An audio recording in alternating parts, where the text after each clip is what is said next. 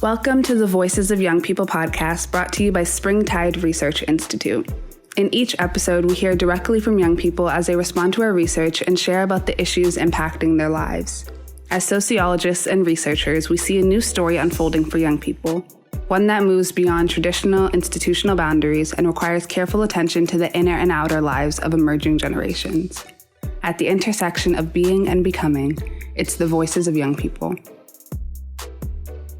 Hi there, I'm Marta Abawaji, and we have a great episode for you today. This is season 7 of the Voices of Young People podcast. I'm the head of community engagement at Springtide, and one of my favorite parts of my job is getting to have conversations with young people. This season is so special because we're bringing together different young people from different realms of life, different parts of the country. Today's students are both currently in high school. One's in Minnesota, one's in California, but they are meeting for the first time in this podcast episode, and yet they are still willing to have a conversation about mental health and the ways that they come across mental health messages in their own lives and the type of support they're looking for themselves and for their peers. So I would love to have Talia introduce herself first, and we'll get to know Julianna after that. Yeah. My name's Talia Solomon. I'm 16 years old and I live in California. I'm currently a junior at Lowell High School in San Francisco. And one of my hobbies is I'm a swimmer and I love to read.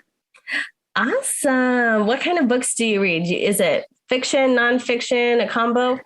Definitely fiction. I definitely like kind of dystopian, dramas. Yeah, for sure. Nice. Dystopian. Do you end up trying to watch the movies if they make film versions, or do you just avoid the film version altogether? Sometimes if I really love the book, I'll avoid the movie because I just don't want to ruin it. But if it's too good to resist, I'll watch the movie. I get that. That's awesome. We're so happy to have you in this podcast episode. Julianna, we'd love to hear a bit about you. So I'm Julianna Pacheco. I'm 14 years old in my freshman year at De La Salle High School, and I'm living in Minnesota. I have a deep interest for the arts, whether it's theater, singing, actually drawing, or writing. Every type of the arts, you check it all off. Writing, drawing, theater, singing, acting. I love it. And I know that you are even recording this episode after a rehearsal. So thank you. We know that you have a lot going on in life with the arts. Julianna is also one of our Springtide ambassadors, and you can learn more about that program on our website at springtideresearch.org/SAP, SAP, which stands for our Springtide Ambassadors Program. So thank you both for engaging this conversation. We're talking about mental health and Gen Z. So I want to know, as young people, when you hear the phrase mental health, what are the first words that come to mind? I think I personally definitely think of it as kind of a spectrum, kind of in my own life. I think of how stressed I am or how I'll deal with that, or kind of more in a sense of my emotions and that in my everyday life. But I know for some people it can be more serious, and that's just how I think of it, more on a spectrum. Yeah, that makes a lot of sense. What would you say, Julianna? I would say balance, humanity, and overwhelming. Balance, as a big part of mental health, is learning how to get a good grip on your feelings and being able to balance it, to be able to understand fully and comprehend everything that's going on within yourself and the others around you. Humanity, as it's something that everyone goes through and you can't really avoid it. And we're all human and we're bound to make mistakes and we're bound to be stressed at times. And then overwhelming, because stress and anxiety, entirely, it's just a whole overwhelming state in your mind. And it's all about trying to get through it and getting over it. But sometimes it can leave you trapped in this world of worry. Those immediate reactions from both of you are helpful to frame up this conversation. I'm wondering, where do you get messages about mental health? We hear from a lot of young people that social media is one of the main places where they get messages. We also hear schools being a place. Do either of those resonate for you? Or are there any additional areas you would want to mention? I think I definitely get it from my friends. We definitely always talk and check in constantly. And then definitely from my peers at school. I think it's a big topic at my school. My school's pretty competitive with academic wise. So there's definitely a sense of always wanting to check in and make sure everyone's getting what they need and everyone's okay.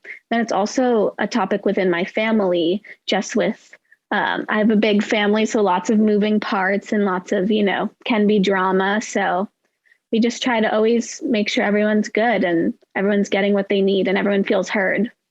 I'm glad you have so many supports and so many people, whether it's family or friends or peers, that it's an open conversation, it sounds like, for mental health. Julianna, do you have similar conversations or other areas where you get messages about mental health?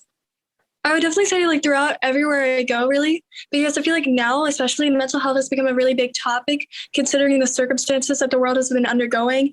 And we're all like worried together, and it's not just like separately. And of course, we're all going through our separate issues, but there's definitely a bonding moment where we all have a similar issue to tackle, and we're able to connect together even more and be able to relate to each other on different ways and even understand each other and be able to help each other out, even if we can't have that direct interaction and understanding of it.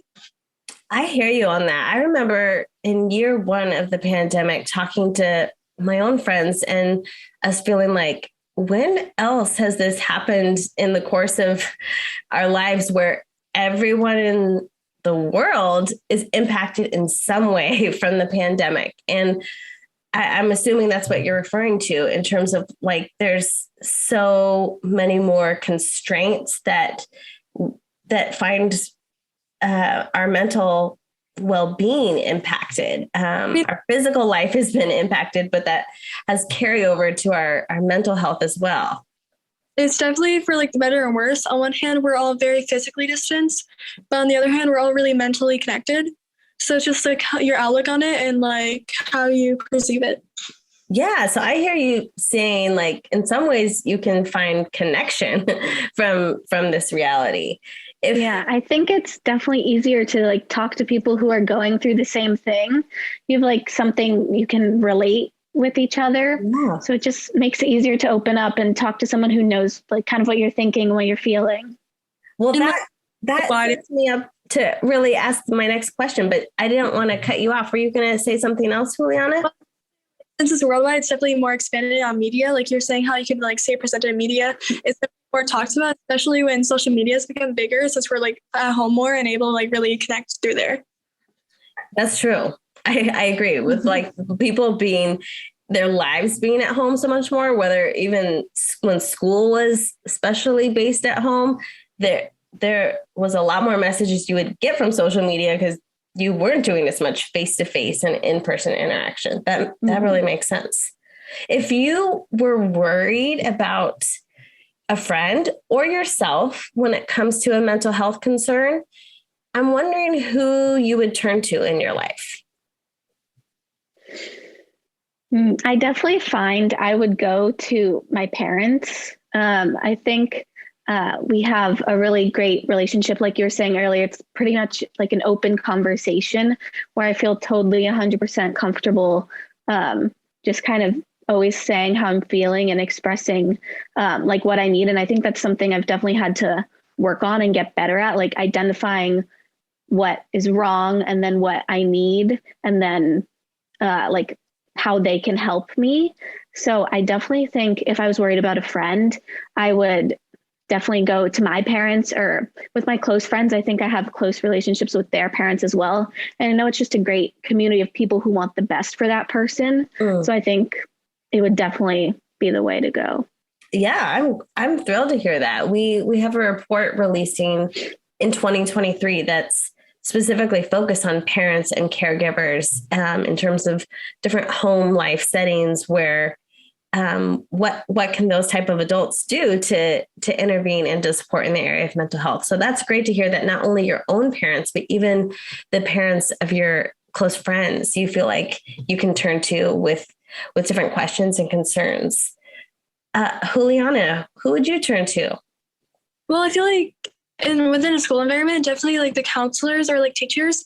I've been presented with many like trustworthy teachers that I can just go to with my problems and like be able to see it through with them. And they definitely see me as an equal, and they're not just like looking me down as a child, and like being able to talk to me one-on-one and like really recognize what's going on. Yeah, that type of engagement really connects with our research, especially what we released in 2020 in the state of religion and young people. It was focused on a concept we call relational authority. And you actually defined it really well there, where to be a trusted figure, it's not about holding up your credentials of how you should really be seen as qualified and trustworthy, but instead being more empathetic and relatable and listening well. And like you said, not talking down to me like I'm a child, but making me feel like I'm on equal footing with you. And that really built a sense of trust, it sounds like, for the educators and counselors you're mentioning in your school setting. So I'm so happy that both of you can readily draw to mind different adults who you feel like you could turn to for yourself or for a friend. Have either of you ever considered professional support in terms of like seeing a therapist? That's something that I've found so meaningful and so helpful at different seasons of my life. And I'm wondering in high school if you feel like that's a resource you've been able to utilize or have seen friends utilize. Yeah, I personally have, I've never been to therapy or like seen a professional to talk about like my own mental health.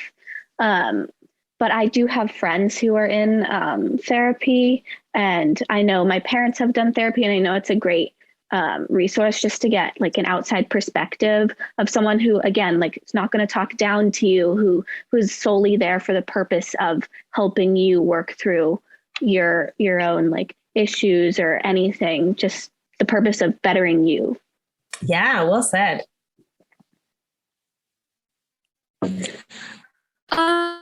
I have looked into therapy because not as much anymore, but when I was younger, I had really bad anxiety issues. So like it was just like a matter of like how to be able to handle my stress on my own and not always like have somebody to be dependent on. But I found that sometimes it's better just to be able to have like some sort of trusted adult or advisor, because rather than just like talking to someone that you're not entirely comfortable with. Yeah, no, that makes sense. I think like trust is a big factor. I hear you loud and clear on that. I'm so pleased to hear that you both have hobbies that you mentioned at the beginning that you feel like ground you or just really help connect you to outlets beyond school, beyond the pressures of your high school academics and social life and extracurriculars. I'm wondering, are there any activities you do that you feel like directly support your mental health? And if so, how do they help you when you're feeling stressed or anxious or whatever the mental health experience is? How do those activities support you? Yeah, I think, like I mentioned before, I love to read, and it's just super helpful to kind of forget about my own problems and get out of my own head and kind of just like read a book and get into someone else's head and read a story that is like completely preposterous and could never happen, but is just like so intriguing and interesting that I get so lost in it. I just kind of forget about everything else. And I also said I'm a swimmer. So I definitely find it's good to like put my energy into something else that's also productive and makes me feel good and makes me feel like I'm, doing stuff and getting exercise, and also kind of fuels that like competitive nature in me to, do my best. And it's definitely a great outlet to like de-stress and just think always. Yes. I love both of those examples. The like escape reality of a good book and the movement. And like you even said, competition that gets at actually something I want to talk about in a bit in terms of expectations. But Yeah, I like how you described that. A lot of young people will point to movement, but the fact that you can even pinpoint like a sense of healthy competition, how that can support your mental health. I don't always hear that. So that was illuminating. Juliana, what sort of activities do you feel like support your mental health that you're interested in?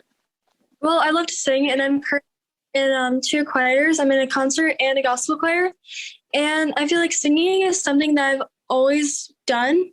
I've been singing since a really young age, so it's always been like a good support system, something I've always depended on, and something that's always staying consistent with me. And it's also like growing with me as I grow, and like the more practice I put in, the more better it gets, I guess.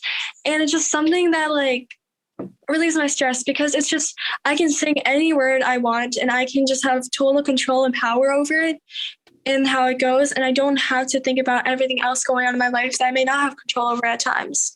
And I'm with other people that I enjoy being. Yeah, I 100% agree with that. I think definitely as a teen, there's like so many things you feel like you don't have control over, like especially in school and in classes. And then like in your home life, you're still kind of in that weird stage where it's like you're under your parents, but it's kind of, you have your own brain and things to think about. So it's kind of that in between. So it's definitely good to feel in control. So I can totally relate to that. It's also something that no one can take away from me, because it's completely my own. Just a quick break to give a shout out. Springtide is able to offer this podcast because of donors who make our research and actionable insights possible.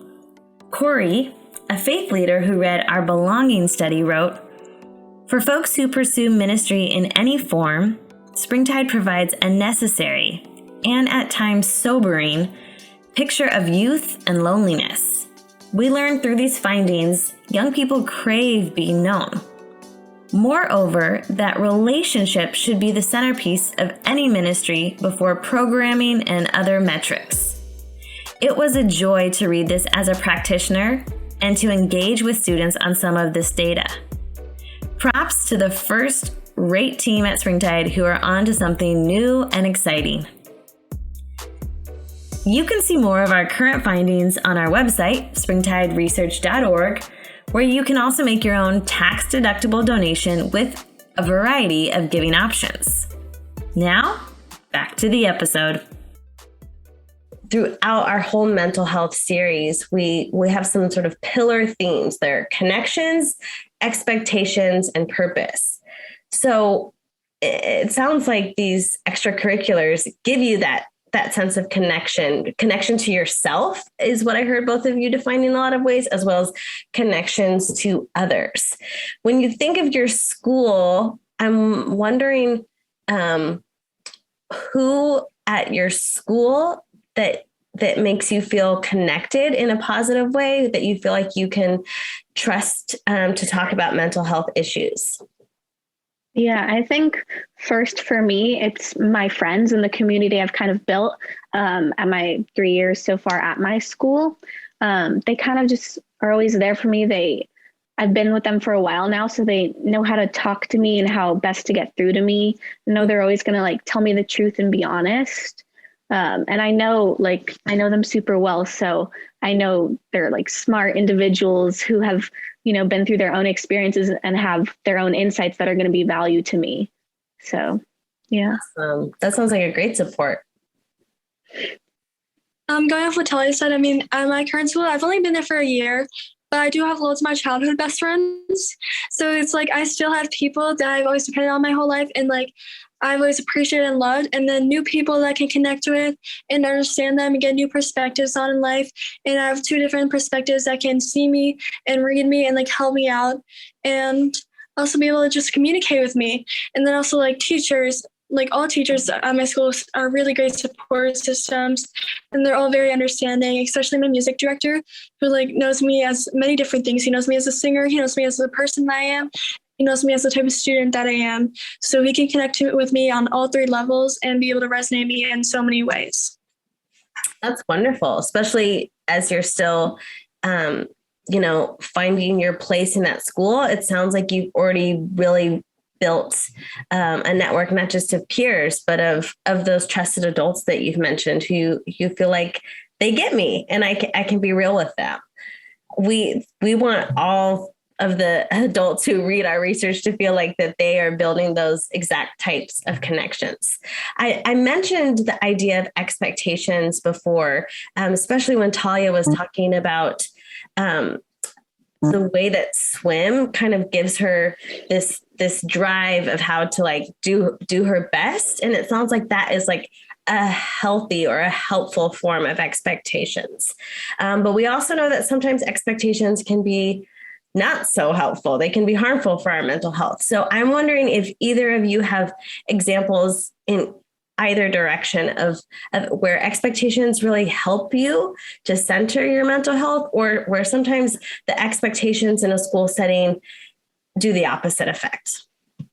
Yeah, I definitely think swimming, like I said before, it's a great way of just healthy competition. And I love how it's a team sport, but it's also individual. So I have that aspect of my team cheering me on, but it's also like I'm in my own lane doing it for myself. I'm trying my best, and I know, whatever I put in is what I'm going to get out, and I can, just drive that forward and do my best. But then on the flip side, there's definitely stress at my school. It's definitely an expectation to take all the high level classes and do like 5 APs. So there's definitely that competitive nature, which I find can be not always healthy with just that kind of setting where it's like pushing others down, if like comparing yourselves to others. But I find swim has been a great outlet for me to get out of my own head and feel good about myself and what I'm doing. That's really helpful to hear. Julianna, do you have examples in either regard with expectations? Well, I think in the negative light of expectations, I tend to expect a lot for myself. I sign up for like a lot of activities. I have loads of different interests, and I expect myself to be able to keep up with them all the time, to the point where I feel like sometimes I just reach my breaking point and can't stand it or handle it anymore. And I'm not always the best at like getting the help that I need. So like I'll just be working and work till I just like can't do it anymore. And I feel like it can affect my mental health a lot, because it could cause like anxiety attacks or just make me not like mentally well. And it can make me really exhausted. I mean, like today I'm here till 9. I was at school till 9 yesterday. And I mean, tomorrow morning I'm going to come back early for student council. And it's just like, these are all things that I love and I want to do them all. But I feel like at one point or another, I just need a little break from everything and be able to take some time for myself. Yeah, I definitely feel that pressure to juggle everything. Definitely with school, my school starts early, and then I have to even miss some class to make it to swim practice and swim meets. So that's work I have to make up. And then I work now. I work at a gelato shop in San Francisco. So that's been great, and I'm super into it. But it's definitely just another thing on your plate to manage and, juggle everyone's expectations and everyone's needs. Man, I feel like so many adults, when they listen to our podcast episodes, they have these reckonings of like, oh my gosh, I don't know if I was doing as much as young people are doing and holding down today, or trying to hold down, when it is like a job and school and, hard classes, rigorous classes that have a lot of homework and follow up, let alone all of the passions and hobbies you want and need to help support you, but also that it's another thing to do. Like Julianna is saying, you're at school till 9 p.m. most nights and back early before school starts for other programs or like student council in the morning. So you both are doing so much, and that is why we find this mental health conversation all the more relevant and all the more needed to make sure that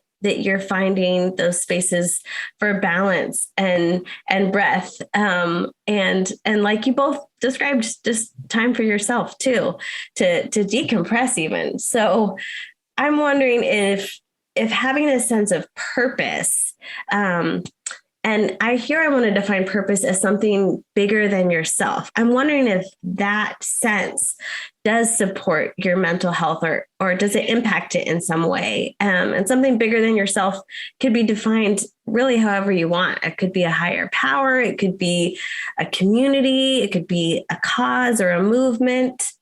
I'd love to hear your thoughts. Yeah, I definitely feel on my team. So I'm on the swim team at school, and then I do club swimming as well, which is year round versus the school is just a couple months out of that school semester. So the team aspect is really great to make me feel like included and like I'm part of, like you said, part of something bigger. We're all working towards a common goal of doing our best and also performing well as a team. But then there's also that added pressure of you want to perform well. So like there's definitely like coaches and your teammates, if you're like, especially in the relays, there's a lot of pressure to go your fastest and like just perform well, like I said. So it can be intimidating and stressful as well. I hear that. Julianna, what would you say for connecting to something bigger than yourself and that sense of purpose? Well, I feel like there's more purpose when I'm able to like join in my community and be able to like do something for others and not just be so reserved in myself, because I feel like it's great to of course have some alone time, but at the end of the day, I do want to be able to like share my voice with others, because I do spend a lot of time writing. And I feel like if I keep that for myself, it's not really appropriate when I have a lot to say and like a lot I want to change for the school. That's why I've been joining a lot in school government systems, where I can definitely have a say in what's going on and be able to help for the greater change. And I mean, as far as diversity goes, I'm Latina, and I definitely want to incorporate that more and be able to make sure it's a safe space for other people like me, or like people in other ethnicity groups or in the LGBTQ community, where they can have a safe place and a place where they can be like have some relatability and understanding, and they can be around other people that make them feel comfortable. That's tremendous. I'm so glad to hear that having that sense of purpose, even within your own school community, is a driver for you to make sure that there is that safe place, that real place of connection and inclusion, not only for yourself, but for your peers as well, even coming from backgrounds different than your own. I love hearing that from both of you, that team aspect and that movement or cause aspect. You both, for being 14 and 16, did I get that right? You both like have like so much drive. It's really inspiring to hear the ways that you're connecting and looking out for not only your own well-being, but this team aspect or this greater school aspect of where you both find a sense of purpose. Do you feel like Generation Z is onto something here with mental health? Like, do you feel like you and your peers think about mental health differently than maybe your parents or previous generations? I definitely do. I think maybe my parents saw it as kind of not as like big as maybe it is, or impactful. Like you're just sad one day, or, oh, you just must not be feeling well, but it's so much bigger than that. It just can take such a toll on your daily life and just impacts you greatly. And I definitely think our generation is onto something with the way I feel like it's such more of a relevant topic of conversation now. And it's much easier to be open about. I agree. I think your generation is normalizing it to just see mental health as an integral part of each human being. You both have defined that from the beginning of this conversation already in such profound and important ways. Julianna, what would you say? Well, I say going off the cultural aspects, with my Latina background, like a lot of it's like always saying no therapy and saying that you can figure it out on your own. It's like always like a common joke or like meme people use, but it's just really relative to what it's like in like a Latino family. Like they don't think that they need the help, and there's always a lot going on, especially within Latin American countries. And I feel like here, like being around an American society, it's definitely a lot more normalized to be able to like go get help and be able to get the resources you need, which I think is very important. That way you can be able to move on from it within a healthy manner and be able to take care of yourself and make sure that everyone else around you is okay too.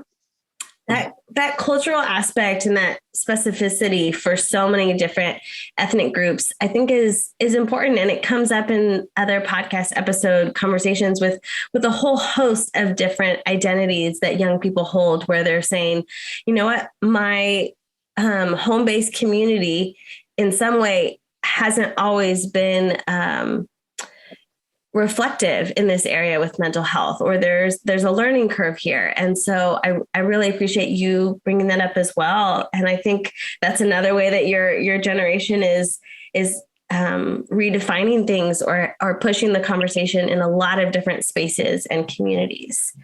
Well, oh yeah, go for it. Sorry. Well, I think avoidance was just like a big, like common ground for many people, like back in the day or like former generations, and like being able to really confront it is just a better, like, and healthier way to go about it.